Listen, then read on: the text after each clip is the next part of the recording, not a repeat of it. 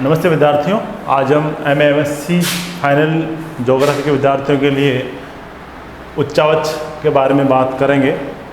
पहले भी मैंने आपको भारत के उच्चावच में एक उच्चावच के बारे में चर्चा की थी।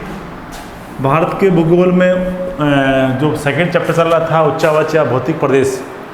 भौतिक प्रदेश बताया मैंने, भारत का कुल भौतिक प्रदेश है और 5 भागों में डिवाइडेड है, जिसमें नाम थे, पहले बताया मैं, एक तो उसका उत्तर पूर्वी पर्वतीय प्रदेश यानी उत्तरी पूर्वी पर्वतीय प्रदेश। 2 नंबर है आपका उत्तरी विशाल मैदान।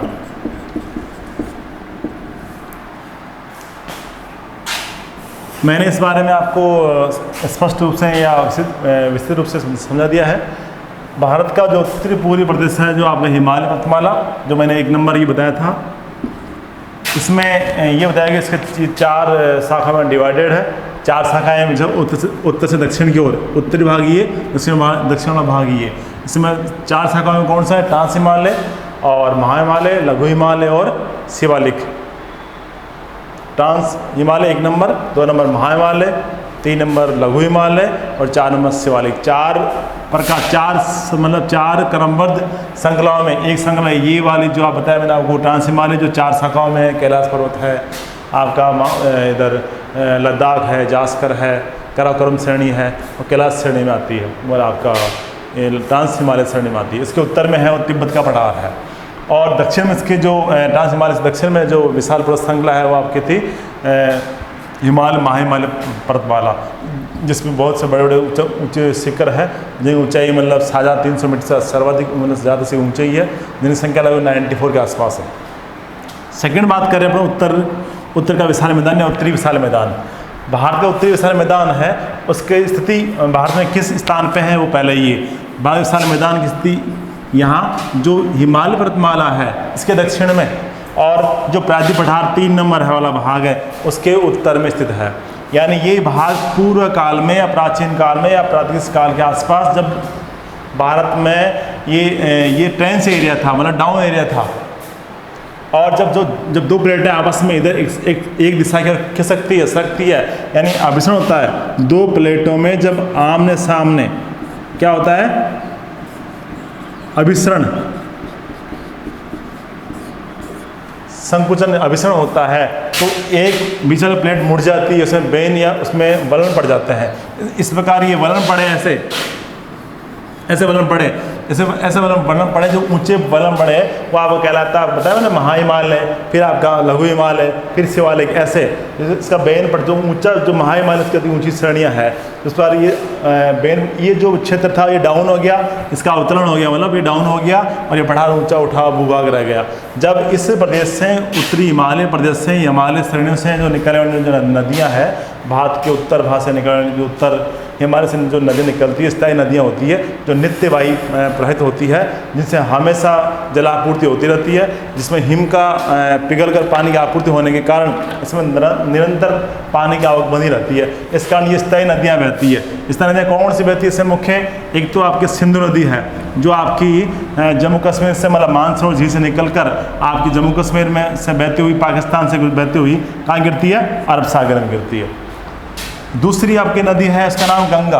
3 बड़ी विशाल नदियां हैं, एक सिंधु, दूसरी गंगा, तीसरी ब्रह्मपुत्र। 3 नदियां हैं जो मुख्य मैदानी भाग में प्रवेश करती है, जो मुख्यतः उत्तरी पर्वतीय प्रदेश से निकलकर मैदानी भाग में बहती हुई बंगाल की खाड़ी या सागर में गिरती है। तो एक तो आ गया आपका कौन सी नदी? सिंधु। दूसरी है गंगा नदी। गंगा नदी आपके हिमालय पर्वत से उच्च हिमालय से निकलती है, और इसमें कई नदियां, सहायक नदियां आकर मिलती है, और वो नदियां आकर कहाँ मिलती है? इसमें गंगा में मिल जाती है। गंगा में जो नदियां मिलती है, सब सहायक नदियां होती है, वो अपने साथ तलछट का या साथ में लाकर जमा इसमें भरती रहती है, और इस मैदानी भाग में जहाँ भी जो डाउन क्षेत्र है या नीचा वाला भाग, उसमें लाकर भरती रहती है। तो ये दूसरी नदी है, इसका नाम है गंगा।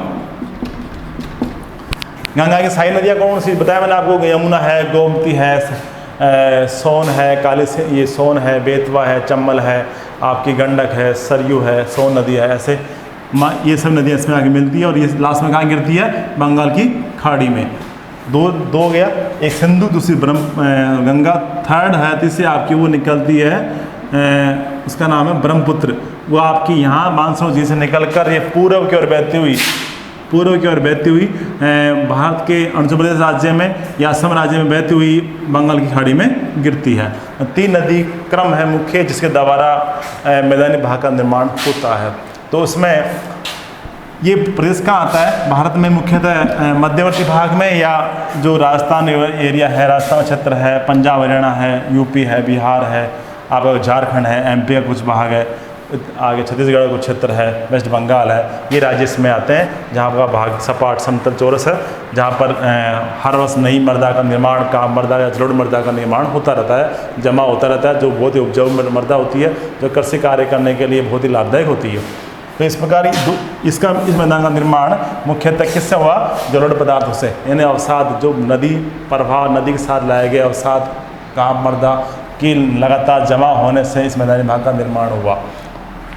अब इसमें जो निर्माण, इसको अपन ढाल के आधार पर और मिट्टी की क्वालिटी के आधार पर इसे कुछ प्रकार में डिवाइड करते हैं। उसमें ये प्रकार इसके हैं। पहला तो इसका जो क्षेत्र आता है वो आता है भाबर क्षेत्र, भाबर प्रदेश। दूसरा है इसका, पहला इसका भाबर प्रदेश, दूसरा इसका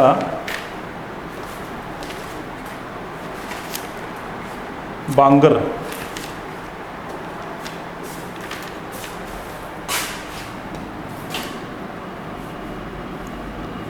तराई प्रदेश।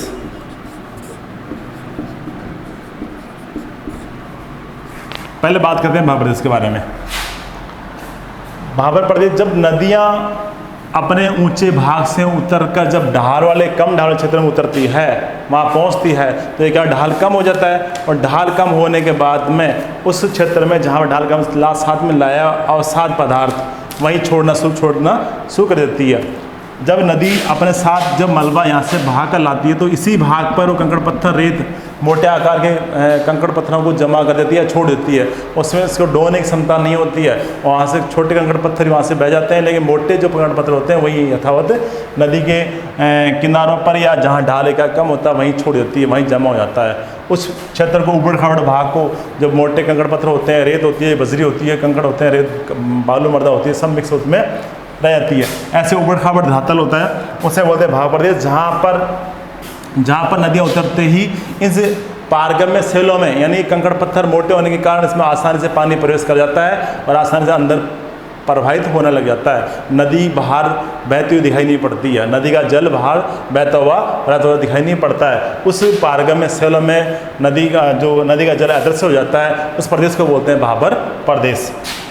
जब नदी कहाँ होता है? जहाँ पर पहाड़ के गिरिपदों में, यानी एकाएक जहाँ पहाड़ का ढाल कम हो जाता है, उसके निकट वाले क्षेत्रों में ऊंचे मतलब कंकड़ पत्थर मोटे आकार के वहीं जमा हो जाते हैं। उस क्षेत्रों में जब नदी का जल अदृश्य हो जाता है, उस प्रदेश को बोलते हैं भाबर प्रदेश। इसकी लगभग 8 से 16 किलोमीटर की चौड़ाई के आसपास होती है, जो कृषि कार्य के लिए या अन्य कार्य करने के लिए, निवास करने के लिए, आबादी बस्तियाँ बसाने के लिए, नगर में किसी कार्य के लिए काम में नहीं आती है। दूसरा है आपका तराई प्रदेश। तराई प्रदेश, इसका इस पेटी से अगला, इस प्रदेश से आगे वाला क्षेत्र दक्षिण की ओर, यानी पहला बताया भाबर प्रदेश के दक्षिण में जो प्रदेश होता है वो होता है तराई प्रदेश। यहाँ पर छोटे कंकड़ पत्थर होते हैं और कुछ बालू मर्दा होती है, बजरी होती है, वो सब इसमें आकर बहकर यहाँ जमा हो जाती है। इसका भी ढाल मतलब कंकड़ पत्थर ढाल कम होने के कारण जो छोटे कंकड़ पत्थर वो वहीं रुकने या ठहरने शुरू हो जाते हैं। उस प्रदेश को बोलते हैं तराई प्रदेश, जहाँ पर एकाएक भाबर प्रदेश से जो नदियाँ लुप्त हुई थी वो पुनः इस प्रदेश में प्रकट होना शुरू हो जाती है, वो दोबारा 10 से दिखाई देने पड़ने लगती है।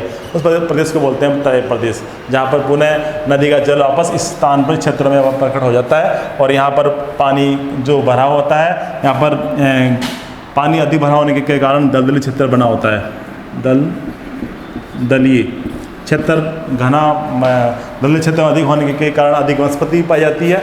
अधिक वनस्पति पाए जाने के कारण यहाँ पर कई बार के जीव जंतु निवास काफ़ी मात्रा में निवास करते हैं। दूसरा आ गया तराई प्रदेश। तीसरा आता है आपका, तीसरा इसमें आता है आपका बांगर क्षेत्र, बांगर प्रदेश। ये नदी के ढाल से ऊंचा होता है। नदी जहाँ नदी बहती है उसका ऊंचा वाला भाग होता है, जहाँ पर बाढ़ का पानी नहीं पहुँच पाता है, ऊंचा भाग होता है ये, जहाँ पर नदी का बाढ़ नहीं पहुँच पाता है, नदी का पानी वहाँ तक नहीं पहुँच पाता है, इस प्रदेश को बोलते हैं बांगर प्रदेश। यहाँ पर यहाँ की मृदा खाद्य मृदा की सामान्य होती है, बालू मृदा होती है और काम मृदा होती है, जो उपजाऊ मृदा होती है काफ़ी। इस क्षेत्र में ये मृदा मुख्यतः, ये प्रदेश मुख्यतः पंजाब हरियाणा जो है ना, पंजाब का मैदान है और पंजाब के अलावा पंजाब और हरियाणा दो है, पंजाब और हरियाणा दो राज्यों में मुख्य इस प्रदेश का विस्तार है, जो मुख्यतः बाढ़ से परे होता है। इस प्रदेश में ज़्यादातर गेहूं की कृषि या चावल की कृषि अधिक की जाती है। सघन कृषि वाला क्षेत्र ये पंजाब बांगर प्रदेश वाला। चौथा आता है आपका इसमें बांगर के बाद आता है खादर।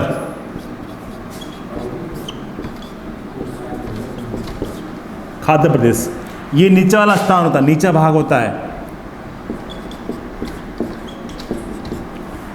जहाँ हर वर्ष नदी बाढ़ के द्वारा पानी फैल जाता है और नदी के जल के साथ लाए गए कचरा पदार्थ, अवसाद या काम मृदा का परत हर वर्ष नई पर जम जाती है, जो बहुत ही उपजाऊ होती है। और बहुत उपजाऊ होने के कारण इन क्षेत्रों में पर्याप्त मात्रा में कृषि की सुविधाएँ होती है। ये प्रदेश मुख्यतः यूपी है, आपका बिहार है, वेस्ट बंगाल राज्य हैं, जहाँ पर पर्याप्त मात्रा में काम मृदा का निर्माण हो जाने से उपजाऊ मैदान निर्माण करती है।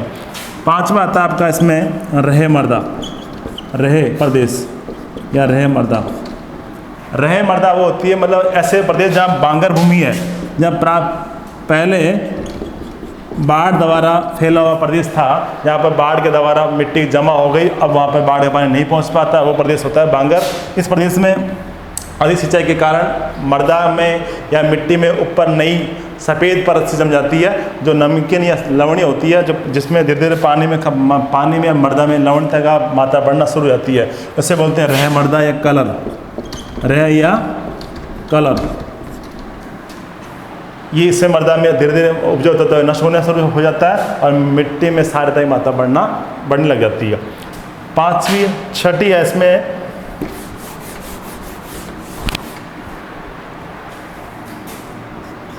छठा है आपका इसमें बूढ़ भूमि, बूढ़ भूमि या बूढ़ भूमि प्रदेश ये आता है। ये भी बांगर प्रदेश में आता है, बांगर प्रदेश का ही भाग है।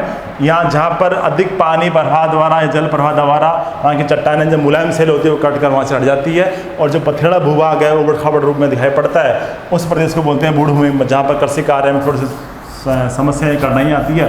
ऐसे विखंडित प्रदेश को, ऐसे उबड़ खाबड़ प्रदेश को बोलते हैं बूढ़ भूमि, जहाँ पर पानी वर्षा द्वारा मिट्टी के जो मुलायम मृदा होती है आसानी कट कर वहाँ से हट जाती है, उसे बोलते हैं बूढ़ भूमि या बूढ़ प्रदेश। सातवां है आपका डेल्टा प्रदेश, डेल्टा प्रदेश।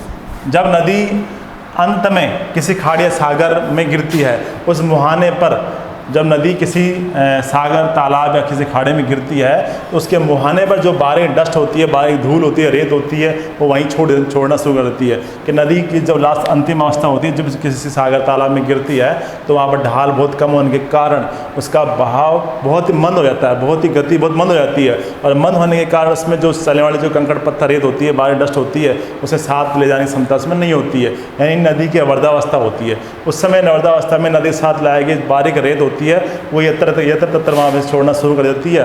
उस बारीक डस्ट से जमा हुई मृदा को डेल्टा मृदा कहते हैं, डेल्टा विभाग कहते हैं। जैसे आपका प्रसिद्ध डेल्टा है गंगा डेल्टा, जिसे बोलते हैं सुंदरवन का डेल्टा, सुंदरवन का डेल्टा, जो भारत में विश्व में प्रसिद्ध डेल्टा है। जो आप सुंदरवन डेल्टा कहाँ है, वेस्ट बंगाल में आता है, जो गंगा नदी और आपकी ब्रह्मपुत्र नदी दोनों मिलती है, उस डेल्टा विभाग को बोलते हैं सुंदरवन डेल्टा, जहाँ नारायण के वृक्ष से सुंदर वृक्ष अधिक पाए जाते हैं।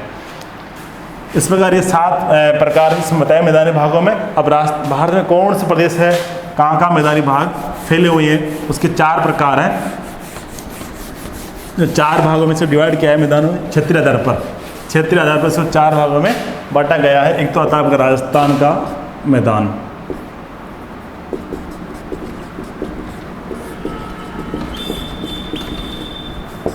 दूसरा है पंजाब हरियाणा का मैदान, तीसरा है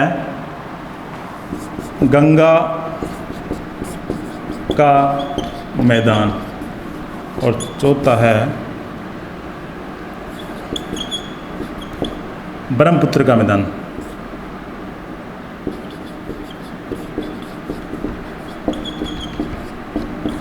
या असम का मैदान, एक ही बात है।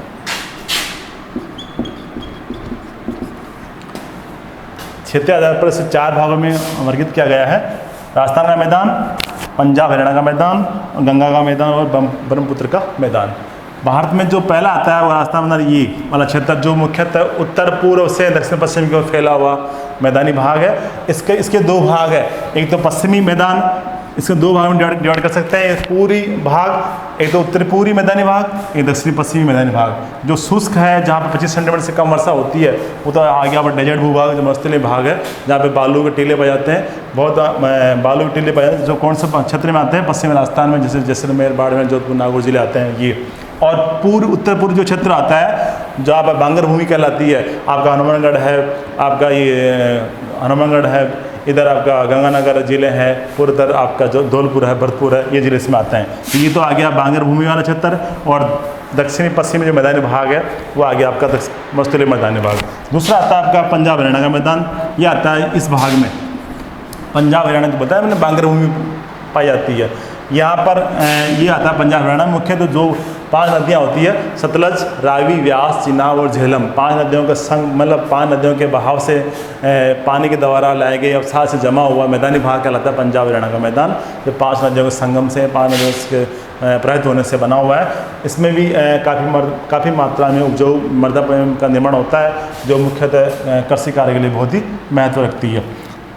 तीसरा आता है आपका गंगा मैदान, जो आपका इस क्षेत्र में आता है। इसमें आता है यूपी, बिहार और वेस्ट बंगाल। 3 मैदान आता है इसका, एक तो यूपी उत्तर प्रदेश, दूसरा आता है बिहार, चौथा थर्ड आता है आपका वेस्ट बंगाल के राज्यों में फैला हुआ है। यहाँ पर ज़्यादातर गेहूँ और चावल की कृषि अधिक की जाती है। और इसमें गंगा नदी के साथ में जो नदियाँ होती हैं, सारी नदियाँ होती हैं, यमुना है, चंबल है, बेतवा है, गोमती है, सरयू है, शारदा है, ये सब, गंडक है, कोसी है, सोन, ये सबकी सहायता से, सहयोग से बना हुआ मैदानी भाग कहलाता है, जो यूपी में और बिहार और वेस्ट बंगाल में फैला हुआ है। और चौथा आपका आता है असम का मैदान। असम का मैदान या ब्रह्मपुत्र का मैदान, जो आपका पूर्वोत्तर राज्यों में, अरुणाचल प्रदेश के दक्षिण में असम राज्य में फैला हुआ है। तो असम राज्य में ये नदी सदिया में प्रवेश करती है और ये प्रवेश करने के बाद पश्चिम में ये दक्षिण में घूमती बहती हुई बंगाल की खाड़ी में गिरती है। तो इस प्रकार 4 भागों में डिवाइड था। 1 नंबर राजस्थान का मैदान, 2 नंबर पंजाब हरियाणा का मैदान, तीसरा गंगा का मैदान, चौथा आपका असम का मैदान। इस प्रकार आज अपने